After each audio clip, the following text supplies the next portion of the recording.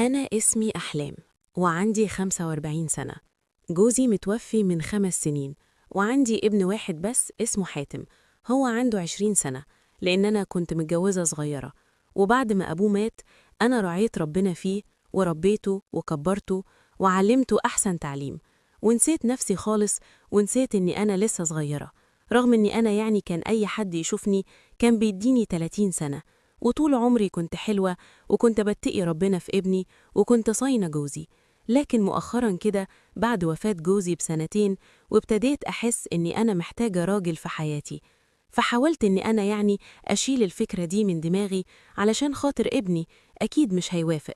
هو أنا أصلا معرضتش عليه الموضوع بصراحة، بس الطبيعي إن أي ابن في السن ده أكيد مش هيوافق إن أي حد يتقدم لأمه، أو إن أمه تتجوز وتجيب حد غريب البيت.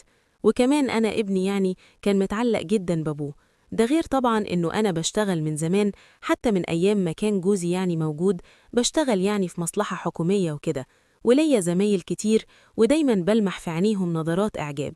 ده غير الكلام اللي كانوا بيقولوه ليا، كلام حلو وكده.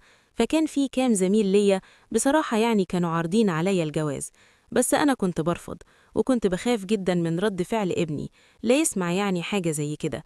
فشلت الموضوع ده من دماغي، والحياة استمرت فترة كبيرة جدا. كنت بنزل شغلي عادي وابني كان بيروح على الجامعة بتاعته، لحد لما ابني خلص الجامعة وبقى قاعد في البيت.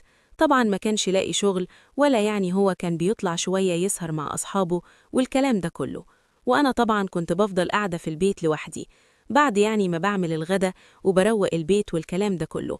أنا طبعا من زمان جدا، حتى من أيام المرحوم جوزي، كنت بعد لما بخلص شغل البيت والحاجات دي كلها بخش آخد دش وبلبس لبس جميل وبحط البارفان بتاعي، وبعد كده بقعد في أوضتي، حتى لو مفيش أي حاجة هتحصل بيني وبين جوزي. أنا طول عمري كده. وابتديت إني أنا كمان بعد وفاة جوزي حزنت شوية صغيرين، وبعدين فقت كده لنفسي وابتديت إني أنا أشتري بقى لبس جديد، أملاً إن أنا ممكن أتجوز تاني وكده، علشان طبعاً ابني مصيره في يوم من الأيام هيتجوز وأنا هفضل عايشة هنا لوحدي.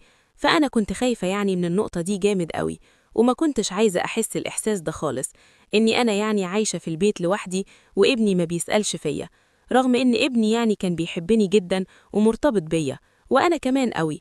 بس فكرة إن هو هيتجوز، وطبعا الحياة ومسؤولية الحياة، وإن مشاغله بتاعة الحياة أكيد مش هتخليني نمرة واحد في حياته، أكيد هتبقى مراته وعيرله. وده غير طبعا الاحتياجات اللي أنا ببقى محتاجاها كست. كنت أنا حتى من صغري